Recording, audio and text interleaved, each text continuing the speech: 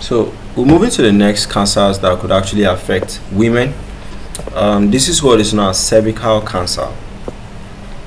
Alright, cervical cancer. So it's a cancer that is basically what affecting the cervix. This is where your cervix is.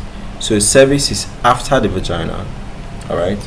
So if you have a cancer affecting the cervix, it's a serious but largely preventable disease that affects the cells of the cervix. Now, cervix is basically what? The lower part of the uterus. You're having the uterus here. Uterus is coming all the way down. So before the uterus gets into the vagina, you have the cervix there. Okay.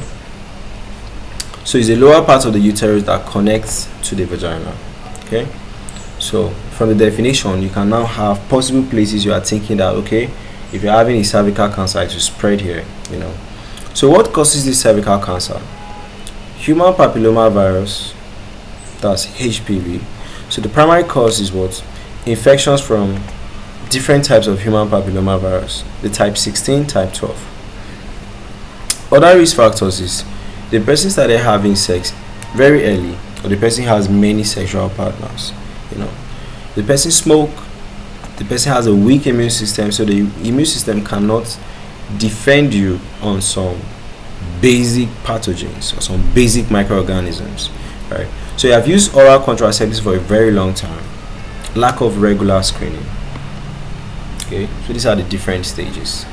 All right, so symptoms to watch out for is most of the times in the beginning no symptoms, all right, but as it keeps going, you are having vaginal bleeding after you have sex, bleeding between periods after menopause.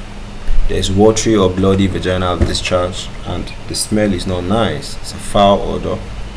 Pelvic pain or pain during intercourse. Advanced stages may cause leg swelling, back pain, difficulties urinating. So diagnosis and screening is they do a test known as the pap smear. That pap smear, they are trying to actually dictate, type of cells. The human papilloma test, that one they are trying to dictate what the type of human papillomavirus that is causing that issue. Colposcopy or biopsy. Regular screening, usually starting at the age of 30. Prevention is they can give you a vaccination for human papillomavirus to prevent. Alright, always have safe sex, then always go to the hospital regularly for screening.